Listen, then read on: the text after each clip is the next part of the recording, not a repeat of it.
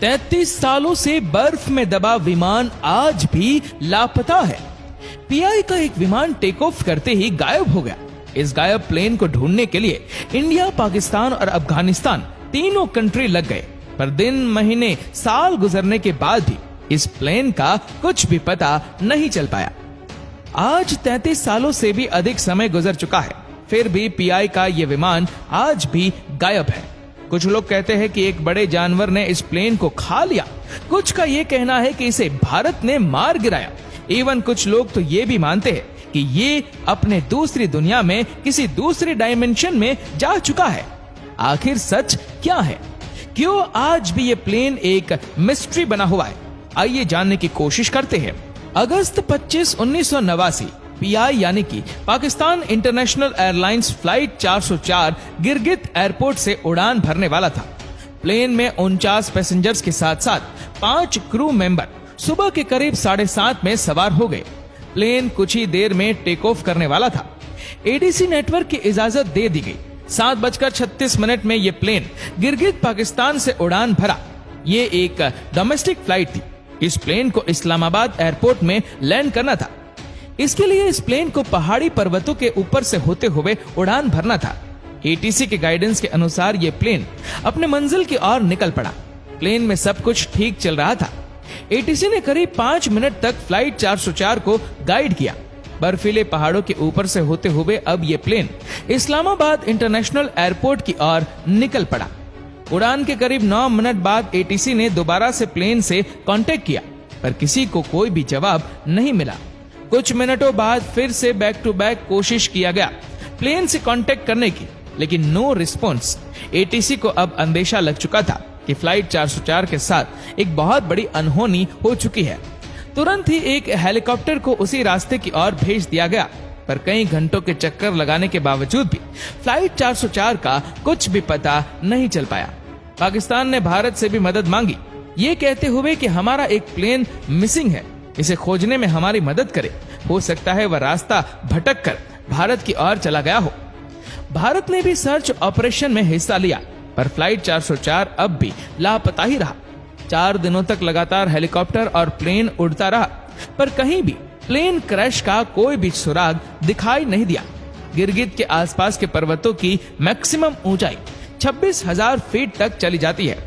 इसीलिए इतने एल्टीट्यूड में ठंड इतनी बढ़ जाती है कि पूरे पर्वत में बर्फ जमना शुरू हो जाता है। सफेद बर्फ में सफेद प्लेन दिखाई भी नहीं देता। इसलिए पाकिस्तान मिलिट्री ने आसपास के सिविलियन से मदद मांगी। उन्हें मनाया और कहा कि चलो पर्वत की चढ़ाई करते हैं और लापता प्लेन को खोजते हैं। कई महीनों तक ग्राउंड लेवल पर भी सर्च ऑपरेशन चलता रहा, पर प्लेन का कुछ भी पता नहीं चल पाया। धीरे धीरे ये अफवाह फैलने लगी कि पर्वतों के बीच एक विशाल दानव रहता है। इसी दानव ने प्लेन को क्रैश करा दिया। हद तो तब हो गई जब पाकिस्तानी मिलिट्री फ्लाइट 404 को ढूंढने में नाकाम हो गई। तब एक बहुत बड़ा इल्जाम लगा दिया गया भारत पर। पाकिस्तानी मिलिट्री ने कहा कि फ्लाइट 404 भारतीय सीमा में चला गया और भारतीय मिलिट्री वालों ने फ्लाइट 404 पर अटैक करके मार गिराया। खैर, समय गुजरने के साथ साथ सर्च ऑपरेशन को भी बंद कर दिया गया और धीरे धीरे इस घटना को 33 साल गुजर गए। इस केस का इन्वेस्टिगेशन कभी हुआ नहीं, क्योंकि इस प्लेन का मलबा ही नहीं मिला। आज भी एक मिस्ट्री बना हुआ है कि आखिर पीआई फ्लाइट 404 के साथ क्या हुआ। आइए 33 साल बाद आज हम इसके सारे सबूतों को, सारे इवेंट्स को ध्यान में रखते हुए इस मिस्टीरियस प्लेन से पर्दा उठाने की कोशिश करते हैं। इस मिस्टीरियस घटना को बारीकी से समझने के लिए सबसे पहले हमें ये देखना पड़ेगा कि आखिर ये एयरपोर्ट है कहाँ। तो ये गिरगित एयरपोर्ट, जो विशाल पर्वतों से घिरा है।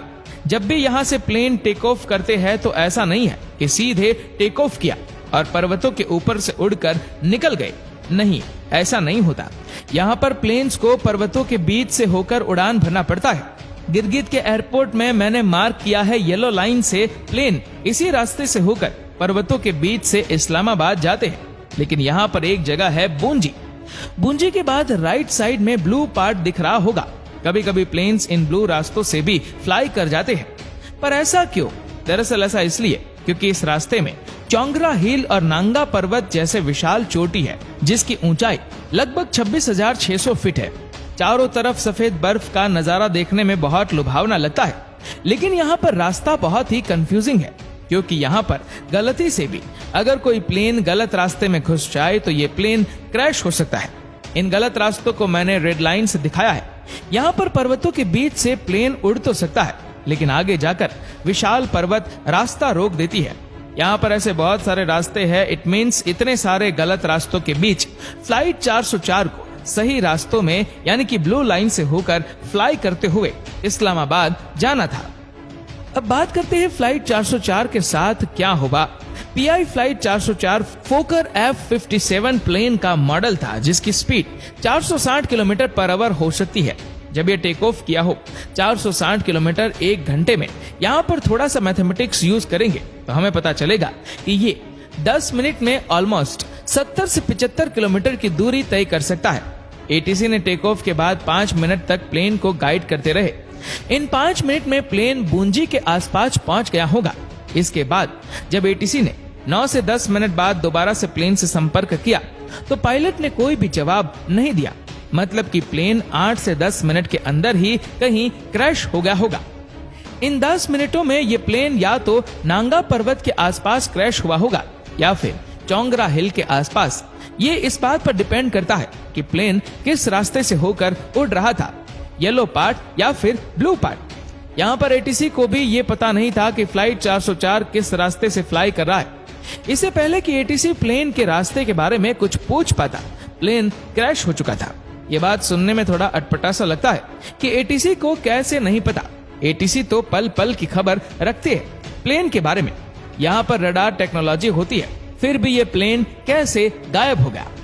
ये हादसा हुआ था 1989 में और 1996 के बाद से सारे एयरपोर्ट्स में सेकेंडरी सर्विलेंस रडार का होना जरूरी घोषित कर दिया गया था। लेकिन उससे पहले पुराने radar system primary surveillance radar का इस्तेमाल किया जाता था। 1989 गिरगित एयरपोर्ट के पास प्राइमरी सर्विलेंस रडार था या नहीं मुझे नहीं पता, लेकिन अगर ये रडार होता भी तभी एटीसी करार फेल हो जाता, क्योंकि इस रडार सिस्टम का वर्किंग बिल्कुल ही सिंपल है। यहाँ पर रडार एक सिग्नल भेजता है प्लेन तक और वह सिग्नल प्लेन से टकराकर वापस रडार तक पहुंच जाती है, जिससे ये पता चल जाता है कि प्लेन कहां पर है। लेकिन अगर इन दोनों के बीच एक पर्वत आ जाए तो ये रडार का सिग्नल रास्ते में ही ब्लॉक हो जाएगा, ये प्लेन तक नहीं पहुंच पाएगा और एयरपोर्ट में लगा प्राइमरी सर्विलेंस रडार को ये पता नहीं चल पाएगा कि आखिर प्लेन का लोकेशन क्या है। यही वजह है कि गिलगित एटीसी को भी ये पता नहीं था कि PIA 401 किस लोकेशन से किस रास्ते से फ्लाई कर रहा है। इस प्लेन के साथ आखिर असल में क्या हुआ, ये कहां पर क्रैश हुआ, इसकी बहुत सारी पॉसिबिलिटीज हो सकती है, जिसमें से सबसे बड़ी पॉसिबिलिटीज ये है कि पायलट अपना रास्ता ही भूल गया होगा। अगर ये प्लेन येलो लाइन या ब्लू लाइन के ऊपर उड़ता, जिसे मैंने मैप पर ड्रॉ किया है, तो ये कहीं ना कहीं इन्हीं पहाड़ियों के बीच क्रैश होता। इन दोनों ही रास्तों में इंडस रिवर, स्टोर रिवर बहती है। यही वजह है कि यहाँ पर बहुत सारी छोटी छोटी बस्तियां भी मौजूद है। अगर प्लेन आसपास कहीं क्रैश होता तो आसानी से पता चल जाता, ज्यादा से ज्यादा 1 आध साल लगता, लेकिन मलबा भी मिल जाता। लेकिन आज 33 साल बाद भी ये प्लेन लापता है। मुझे तो पर्सनली ये लगता है कि ये प्लेन चोंगारा पर्वत की ओर से उड़ान भर रहा होगा, जिसे मैंने ब्लू पार्ट से ड्रॉ किया है। इन्हीं रास्तों के ऊपर से उड़ान भरते भरते गलती से ये रेड लाइन की ओर मुड़ गया होगा, वही रेड लाइन जिसके आगे जाकर रास्ता ब्लॉक हो जाता है। पायलट्स को लगा होगा कि हम सही रास्ते पर जा रहे हैं। अगर रास्ते में बादल या लो विजिबिलिटी हो तो हो सकता है वह ठीक से देख नहीं पाए होंगे। 460 किलोमीटर पर आवर की स्पीड से उड़ रहे प्लेन के पायलट को इतना भी समय नहीं मिला होगा कि वह एटीसी को कुछ बता पाए। अगर प्लेन में कुछ टेक्निकल प्रॉब्लम होती तो पायलट पहले ही एटीसी को बता सकते थे। इनके साथ जो कुछ भी हुआ अचानक से हुआ, शायद कुछ भी बोलने का मौका नहीं मिला हो। ऐसा तभी हो सकता है जब ये प्लेन अचानक से किसी हील से टकरा गया हो। जब बर्फीले पहाड़ों में तेज कोलिजन होती है तो ढेर सारा बर्फ खिसकने लगता है। फ्लाइट 404 के कोलिजन के बाद भी बर्फ खिसक कर नीचे आया होगा और हो सकता है ये छोटा सा प्लेन इसी बर्फ की चादर में दफन हो गया हो। इसके अलावा अगर प्लेन में आग लगी होती तो आसपास का बर्फ पिघलना शुरू हो गया होगा और जैसे जैसे बर्फ पिघलेगा प्लेन और भी अंदर धंसता जाएगा। और इस तरह से ये प्लेन भी बर्फ में डूब सकता है। अगर सही समय पर क्रैश की लोकेशन का पता नहीं लगता है तो ऐसे प्लेन को खोज पाना ऑलमोस्ट इम्पॉसिबल हो जाएगा। शायद इसीलिए PIF फ्लाइट 404 आज भी लापता है। आज का दौर बदल चुका है। प्राइमरी सर्वेलेंस रडार की जगह एडवांस सेकेंडरी सर्वेलेंस रडार आ चुका है। ADS-B आ चुका है जो सीधे सैटेलाइट से डेटा लेता है और प्लेन की लोकेशन का पता लगा लेता है। इसको कोई फर्क नहीं पड़ता कि रास्ते में पहाड़ आ जाए या फिर कोई दानव। ADS-B से कुछ छिपने वाला नहीं है। इस ADS-B के पास प्लेन की इतनी सटीक और इतनी अधिक जानकारी होती है जितना कि आपके बारे में आपके आधार कार्ड में भी नहीं होता। कुल मिलाकर कहा जाए तो आज के दौर में ऐसी घटना होना इम्पॉसिबल है जब तक कि कोई पायलट जानबूझकर प्लेन को क्रैश ना करा दे। MS-370 का ही एग्जाम्पल ले लेते हैं।